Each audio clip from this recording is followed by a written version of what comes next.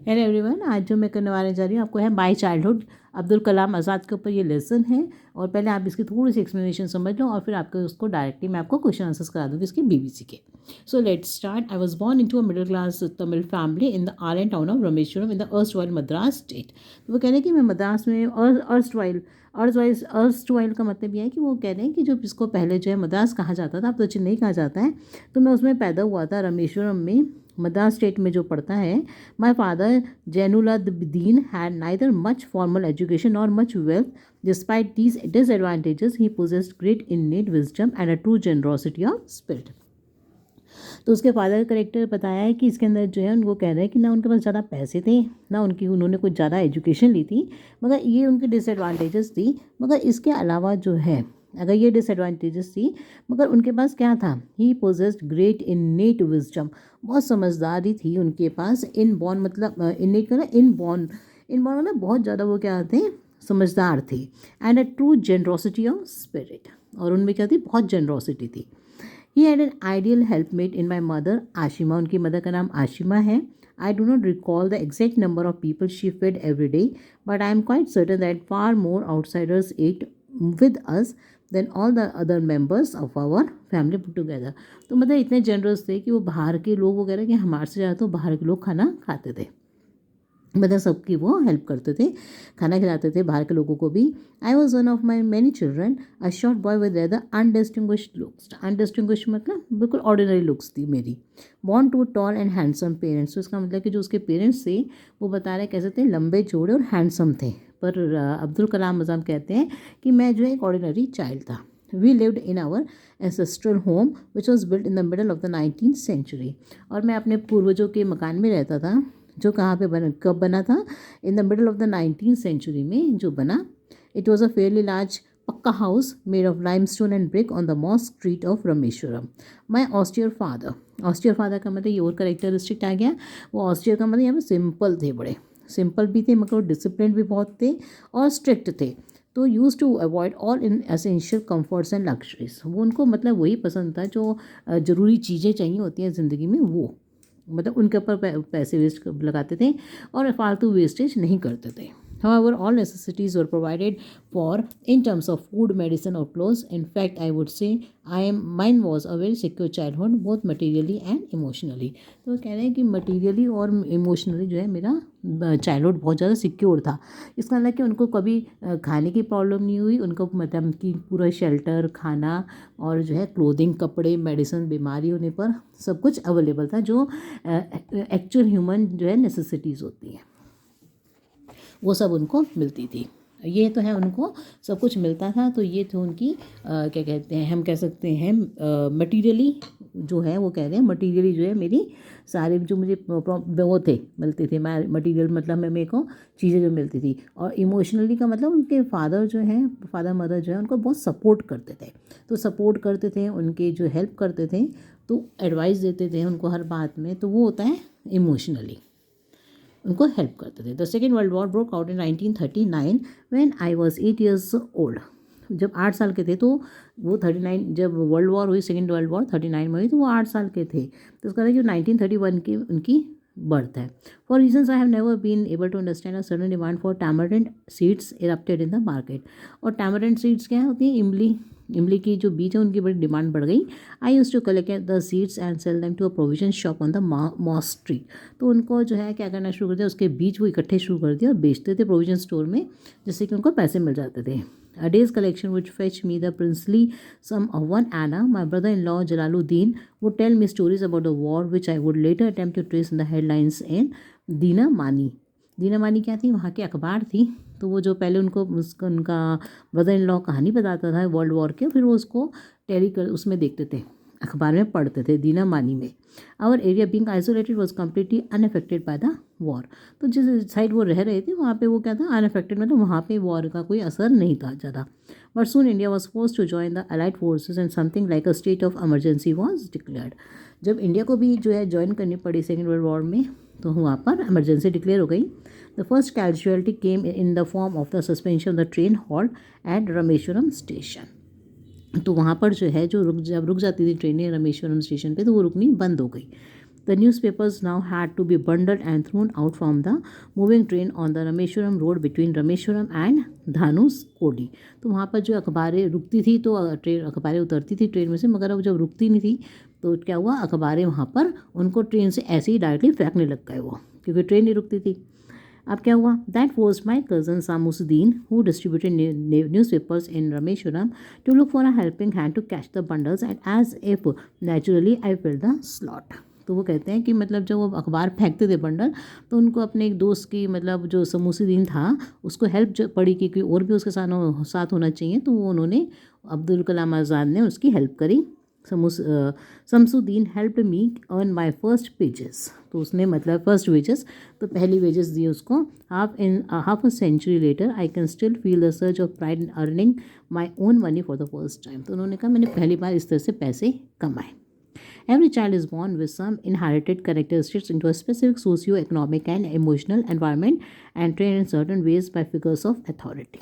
तो वो कह रहे हैं कि हर इंसान की जो है अपना कुछ जो है इमोशंस होते हैं, कुछ फीलिंग्स होती हैं, और वो कुछ अपने करेक्टरिस्टिक्स के साथ खुद डेवलप होता है in certain ways bye figures of authority. मतलब उसके अंदर कुछ अथॉरिटी, मतलब कुछ ऐसी बात होती है हर एक में। आई inherited honesty and self discipline from my father. तो जो उसके फादर जैसे थे, डिसिप्लिन थे, ऑनेस्ट थे, तो वो उसने अपने इनहेरिट किया किसे, फादर से। From my mother I inherited faith in goodness and deep kindness and so did my 3 brothers and sisters. तो उनके, इसका मतलब कि 3 भाई थे और एक बहन थी, और उन्होंने जो है अपनी मदर से क्या इनहेरिट किया, faith in goodness and deep kindness. मतलब काइंडनेस मतलब दया, लोगों को जैसे खाना खिलाती थी, इससे पता चलता है ना कि बाहर के लोग बहुत सारे खाते थे, तो जो गरीब थे उनको ही खिलाती होंगी वो। I had 3 close friends in my childhood. बचपन में उनके 3 दोस्त थे। All these boys were from Orthodox Hindu ब्राह्मण फैमिली। अब देखो ये बात थी कि कैसे पता चलेगा, अब्दुल कलाम आज़ाद के साथ जो दोस्त थे 3, वो क्या थे, तीनों हिंदू थे। As children, none of us ever felt any difference among ourselves because of our religious differences and upbringing. In fact, Ramananda Shastri was a son of Pakshi Lakshmana Shastri, the high priest of the Rameshwaram temple. Later, he took over the priesthood of Rameshwaram temple. तो उसका ये बताएंगे कि question ये बनेगा कि दोस्त जो है उनके क्या कौन थे, और उनके जो दोस्त थे वो बाद में उन्होंने क्या क्या काम करे। तो एक तो प्रीस्ट बन गया, उनका एक दोस्त प्रीस्ट बन जाता है जो उसके फादर थे। दूसरा वाला जो था Aravindan went into the business of arranging transport. दूसरा जो ट्रांसपोर्ट में चला गया बिजनेस में, फॉर विजिटिंग पिलग्रिम्स। जो लोग आते थे पिलग्रिम के लिए, उनके लिए क्या अरेंज करता था, वो ट्रांसपोर्ट का अरेंज करता था। और जो तीसरा दोस्त था Sivaprakasan became a catering contractor for the Southern Railways. तो तीसरे ने क्या काम किया, सर्दर्न रेलवेज में कॉन्ट्रैक्टर का काम किया, खाने के कॉन्ट्रैक्टर का।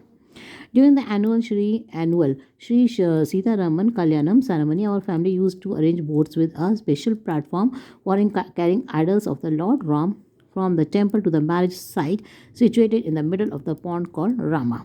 तो ये बता रहे हैं कि इसके बाद जो है जो उनकी फैमिली थी वो क्या करती थी, जो फैमिली थी वो बोट्स का अरेंजमेंट करती थी।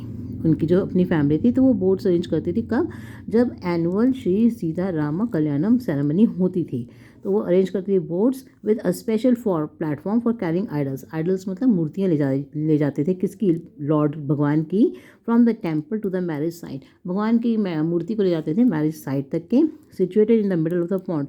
और वो जगह कहाँ बनी हुई थी, तालाब के बिल्कुल बीच में, और उसको जगह को क्या कहते थे, Ram Tirth, which was near our house, जो उनके घर के पास था।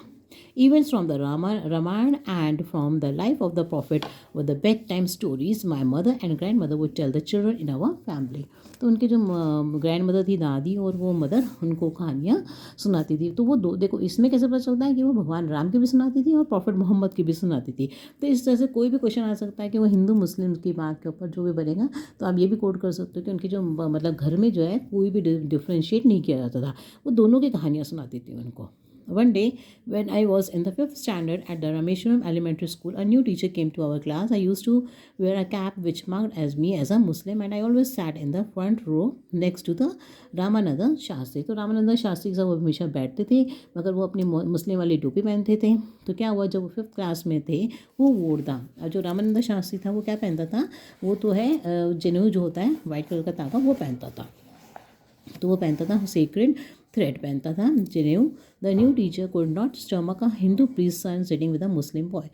वो उस टीचर को बिल्कुल अच्छा नहीं लगा कि एक हिंदू जो है एक मुसलमान के साथ कैसे बैठा है। तो उन्होंने क्या किया, in accordance with our social ranking as the new teacher saw it I was asked to go and sit on the back bench. तो उन्होंने कहा तुम पीछे जाकर बैठ जाओ अब्दुल कलाम आज़ाद को, क्योंकि उनको चिढ़ हो गई। I felt very sad and so did Ramananda Shastri. He looked utterly downcast as I shifted to my seat in the last row. Utterly downcast का मतलब यहाँ पर ना उनको बहुत बुरा लगा, बहुत ज़्यादा उनका दिल उदास हो गया कि ये क्या करा। The image of him weeping when I shifted to the last row left a lasting impression on me. तो वो क्या कर रहे थे, अंदर से अंदर रो रहे थे। उसके बाद क्या हुआ, after school we went home and told our respective parents about the incident. Lakshmana Sastry has summoned the teacher and in our presence told the teacher that he should not spread the poison of social inequality and communal tolerance. तो उनके teacher को उनके parents ने डांटा कि तुम्हें जो है ऐसे जो है बच्चों के बीच में भेदभाव नहीं क्रिएट करना चाहिए, उसका जहर नहीं फैलाना चाहिए। He bluntly asked the teacher to either apologise और quit the school and the island. या तो वो आइलैंड से भी चले जाएँ और स्कूल छोड़कर चले जाएँ या माफ़ी मांग लें। Not only did the teacher regret his behavior, but the strong sense of conviction Lakshmana Shastri conveyed ultimately reformed the young teacher। तो उसके बाद जो है वो टीचर ने माफ़ी मांग ली और जो है अपने अपोलोजाइज़ कर लिया, एक तरह से माफ़ी मांग के कि गलती हो गई और वो समझ गई। आगे देखो, on the whole the small society of Rameswaram was very rigid in terms of the segregation of different social groups. और बस सोशल ग्रुप्स कौन से, वही हिंदू मुसलमान के जो ग्रुप्स थे, रिजिड मतलब कठोरता इन टर्म्स ऑफ सेग्रीगेशन। और माई साइंस टीचर श्वास भारतीयम अय्यर थ्रू एन ऑर्थोडॉक्स। अब वो ऑर्थोडॉक्स कौन होते हैं, जो बहुत पुराने विचार वाले होते हैं, सुपरस्टिशियस होते हैं, पुराने विचार वाले ब्राह्मण with a very conservative wife. और उनकी जो वाइफ थी बड़ी कंजर्वेटिव थी। कंजर्वेटिव का मतलब पुराने विचारों वाली थी, जो विश्वास करती थी कि ये हिंदू है, मुसलमान है, इसका नहीं खाना उसका नहीं खाना, वो समथिंग ऑफ अ रिबेल। तो वो रिबेल का मतलब यहाँ पर एक तरह से विरोध की तरह थी हमारे अगेंस्ट में। He did his best to break social barriers so that the people from varying backgrounds could mingle easily। तो वो जो है उन्होंने बड़ी कोशिश करी टीचर ने कि भाई लोग इन बातों को समझें कि हम सब एक हैं। तो उसके लिए जो है वो क्या करते हैं, he use to spend hours with me. तो वो कई घंटों मेरे साथ रहते थे क्योंकि वो मुसलमान थे और वो हिंदू थे। एंड वुड से, और कहते थे, Kalam I want you to develop so that you are on par with the highly educated people of the big cities. वो कहते हैं मैं चाहता हूँ कि तुम बड़े हो और समझदार बन के बड़े लोगों के साथ, जो पढ़े लिखे लोग हैं शहर के, उनके साथ उठे बैठो। One day he invited me to his home for a meal. His wife was horrified at the idea of a Muslim boy being invited to dine in her rituality pure kitchen। अब उसको जो है वो बुलाते हैं teacher घर पर खाना खाने के लिए और कहते हैं कि किचन में खाना खाने के लिए कहते हैं, पर वो हिंदू जो उनकी वाइफ थी वो बहुत ज़्यादा इन बातों के अगेंस्ट थी कि कोई मुसलमान जो है हमारे घर में खाना खाएगा, वो भी किचन के अंदर, तो वो चिढ़ती है। She refuse to serve me in her kitchen. तो कहते नहीं किचन में खाना नहीं दूंगी। उसके बाद क्या होता है, Sivasubramania Iyer was not perturbed, not did he get angry with his wife but instead served me with. अब वो मगर इस बात से उन्हें पता था कि वो तो रिबेल करेगी क्योंकि उसकी नेचर में वो तो इस टाइम करेगी क्योंकि पहली बार अब वो उसको सिखाना चाहते थे। तो इस बात से वो डिस्टर्ब नहीं होते, उनको तो सब कुछ पता है कि ऐसा ही होना है। तो इसलिए वो क्या करते हैं, इस बात से डिस्टर्ब होने के बजाय वो खुद उसको सर्व करते हैं। फिर क्या होता है, इज होन हैंड्स, अपने हाथों से सर्व करते हैं। And sat down beside me to eat his meal, और उनके साथ बैठ के खाना खाते हैं। उसके बाद अब्दुल कलाम आज़ाद के साथ, his wife wash us from behind the kitchen door. वो दरवाजे से देख रही है उनको, खिड़की की वो दरवाजे से देख रही है रसोई के। I wondered whether the she had observe and reference the way I ate rice. तो कहते हैं कि मैं उसको ये दिखाना चाहता था कि सब लोग एक जैसे ही खाना खाते हैं। ड्रैंक वाटर और and clear the floor after the meal. और वैसे ही जैसे खाना खाने के बाद पहले लोग क्या करते हैं, नीचे बैठते थे, वहीं पर खाते थे और फिर वहीं पर अपना साफ़ करते थे उस जगह को। When I was living his house, अब वही बात हुई कि वो जब वैसे ही उन्होंने करा अब्दुल कलाम आज़ाद में, तो वो सिखाना चाहते थे कि कोई डिफरेंस नहीं है, जैसे मैं खाना खा रहा हूँ ऐसे ये खाता है, ऐसे ही पानी मैं से पीता हूँ ऐसे ही वो पी रहा है, और जो है वो जैसे हम खाना खाने के बाद साफ़ करते हैं वैसे ही वो साफ़ कर रहा है। तो Sivasubramania Iyer invited me to join him for dinner again the next weekend. अगले मतलब वो देखना चाहते थे अगले हफ्ते फिर इनवाइट करते हैं, तो वो देखना चाहते थे कि मेरी वाइफ में क्या अंतर आया, क्या वो समझ चुकी है कि नहीं। ऑब्जर्विंग मी, तो फिर वो observing me stand soon he told me not to get upset. अब देखा, मगर वो उनको अब थोड़ा सा लगता है, अब्दुल कलाम आज़ाद को फील बुरा लगता है कि मैं कैसे जाऊँगा, तो वो कहते हैं नहीं नहीं अपसेट मत हो, saying once you decide to change the system such problems have to be confronted. तो वो कहते हैं कि अगर तुमने डिसाइड कर लिया कोई मतलब प्रॉब्लम को सॉल्व करने की, तो प्रॉब्लम्स तो आएंगी आएंगी। When I visited his house the next week, his Ayer's wife took me inside her kitchen and served me food with her own hands। तो अब देखो उसको वो खाना, अब वो समझ चुकी है कि ये भी बिल्कुल वैसे ही है जैसे हम हैं, तो वो उसको अपने किचन में खाना खिलाने के लिए ले जाती है। Then the Second World War was over and India's freedom was imminent. Indians will build their own India, declared Gandhiji. The whole country was filled with an optimism. I asked my father for a permission to leave Rameshwaram and study at the district headquarters in Ramanathapuram. अब India आज़ाद हो जाता है तो वो जो है क्या कहते हैं कि परमिशन मांगते हैं अपने फादर से कि मैं बाहर जाके पढ़ना चाहता हूँ। He told me as a thinking aloud. देखो ये थोड़ा सा इंपॉर्टेंट है पैराग्राफ कि Abdul I know you have to go out to grow, कि मैं मुझे पता है तुम्हें बड़े होने के लिए बाहर मतलब जो है जाना पड़ेगा। Does the sea gull not fly across the sun alone with and without a nest. तो सी गल जो होती है मतलब जो चिड़िया समुद्र के पास रहती हैं, बड़ी बड़ी समुद्र के पास रहती हैं, तो वो भी एकदम पूरे समुद्र के ऊपर अकेली उड़ना शुरू हो जाती हैं। तो वो उनको भी छोड़ देते हैं उनके पेरेंट्स के, भाई तुम उड़ो, क्योंकि उनको अपने आप ही फिश उठा उठा के खानी होती है, तो सिखाते हैं। He quoted Khalil Gibran to my hesitant mother. Hesitant mother मतलब उसकी माँ नहीं भेजना चाहती अब्दुल कलाम आज़ाद को, तो वो जो है उनको जो है गिब्रन की जो है बात बताते हैं। क्या कहते हैं, your children are not your children, तुम्हारे बच्चे तुम्हारे बच्चे नहीं हैं सिर्फ, they are the sons and the daughters of life longing for itself. ये जो है आगे जो ज़िंदगी आने वाली है उनके ये सब मतलब आगे की ज़िंदगी बढ़ाने के लिए ये बच्चे हैं। They come through you but not from you, तुम्हारे द्वारा तो आते हैं मगर तुम्हारे बट नॉट फ्रॉम यू, तुम मतलब इनकी जो है मतलब वो नहीं हो, तुम्हारे से तुमने इनको सब पैदा किया है। You may give them your love, तुम इनको प्यार कर सकती हो बट नॉट योर थाट्स, मगर जो इनकी अपनी माइंड की थ्योरी है वो तो इनको अपने आप अपनी है, इनकी ज़िंदगी अपनी है, इनके थॉट्स अपने हैं, और they have their own thoughts, इनके तो अपने ही विचार हैं, इनको जाने दो। So let's start BBC question answers.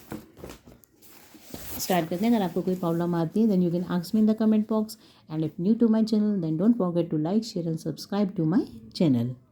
अब देखो इसमें पहला है कि which of the following expression best describes the modesty of Abdul Kalam Azad.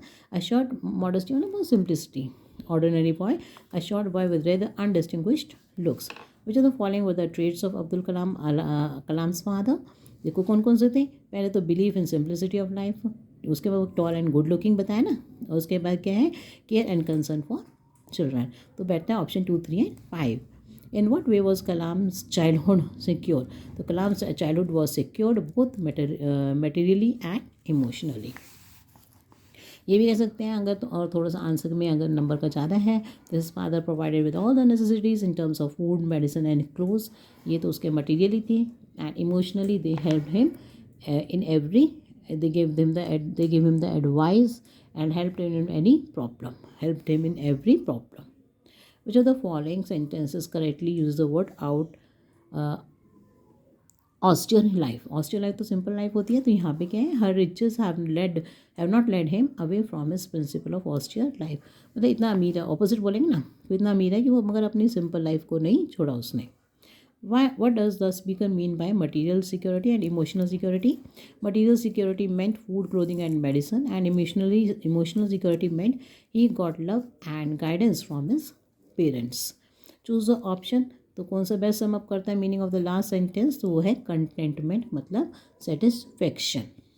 Complete the analogy. In essential को उल्टा होता है एसेंशियल, तो इसी तरह से जो एक्सेप्शनल का है यहाँ पे अनडिस्टिंग्विश्ड। नेक्स्ट देखो, अगला है the expression could not stomach means could not tolerate. Why was young Kalam seat shifted? Young Kalam seat was shifted because the new teacher could not tolerate priest son sitting with a Muslim boy. Which of the following are applicable to the outlook of a new teacher? तो all except 1 and 6। Which of the following are valid statements? तो देखो valid कौन सी है, both had a great affinity. देखो इसमें से जो है, जो सबसे जो है यहाँ लिखा है which of the following are valid statements as far as a relationship of, इन दोनों की जो वैलिड स्टेटमेंट्स हैं, देखो ये भी है कि both had a great affinity between them, मतलब उनकी बहुत ज़्यादा क्या थी, अंडरस्टैंडिंग थी। मगर इनके ऑप्शंस के अकॉर्डिंग देखो 6 वाले ऑप्शन पे अगर आप आते हो, इससे मुझे ये आंसर थोड़ा सेटिस्फेक्शन नहीं लगा। देखो इसमें जो लास्ट वाला है, both of them were happy with their new seating arrangement, तो ये बात गलत थी। उनको जो है दोनों ही बड़े ना खुश थे जब उनकी सीटिंग अरेंजमेंट मतलब बदलते हैं तो ना खुश थे। तो 6 वाला तो आएगा ही आएगा, है ना, क्योंकि यहाँ पे एक्सेप्ट लिखा है, तो 6 वाला तो आएगा आएगा। उसके बाद 6 के साथ दे रखा ऑप्शन 1 और ऑप्शन दे रखा 5, तो 5 वाला भी बिल्कुल देखो अगर आप पढ़ोगे तो फिफ्थ में neither of them like the new teacher, तो ये भी ठीक है, वैलिड ही है कि दोनों को टीचर पसंद नहीं आया था, है ना। तो इसे बस कोई ऑप्शन नहीं है सर, 6 ऑप्शन इसके बिल्कुल ठीक है। और जब कुछ ऑप्शन और 1 के साथ 6 भी दे रखा है 5 भी दे रखा है, तो 5 तो बिल्कुल नहीं हो सकता, तो 1 थोड़ा बहुत कर दिया ऐसे ही। नहीं तो इसका ऑप्शन सर क्या है, इसका सर 6 ही ऑप्शन राइट आंसर है। Ramanand Shastri looked utterly downcast, तो अटरली डाउनकास्ट का मतलब यहाँ पे डिसहार्टेंड मतलब उदास। What kind of discrimination does extract describe? The caste discrimination, वही हिंदू मुस्लिम वाली बात। अगला है the anecdote described in the extract teaches the lesson that we should not allow to grow those people who spread the poison of social inequality and condemn intolerance।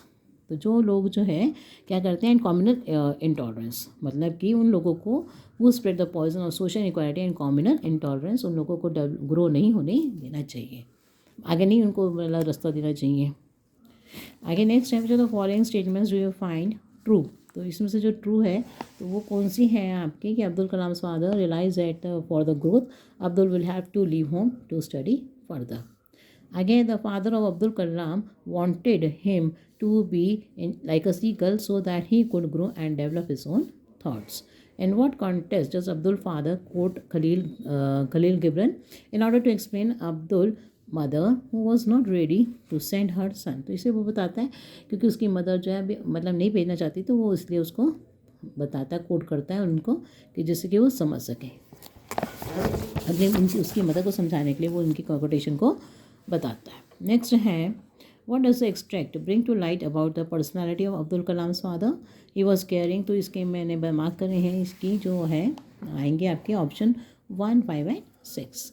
उसके बाद ये question जो है which are the following ideas emphasised by Khalil Gibran's words as cited in the extract, तो देखो बस इसमें थोड़ा सा मुझे बी लगा है, पर मुझे कुछ भी एग्जैक्ट इसका जो मीनिंग है वो इनमें से कुछ नहीं टैली करता हुआ लगा, सो मैंने इसलिए आंसर आपका मार्क नहीं किया। हो जो थोड़ा सा भी है तो सिर्फ बी वाला आप कर सकते हैं, और कुछ भी मुझे इसमें से नहीं लगा ठीक आंसर में से।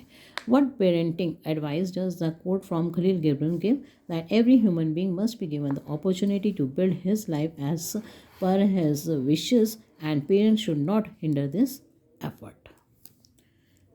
सर थैंक यू, अब इसके बाद तो कोई आंसर्स नहीं है। Thank you for watching my video. Any problem ask me in the comment box.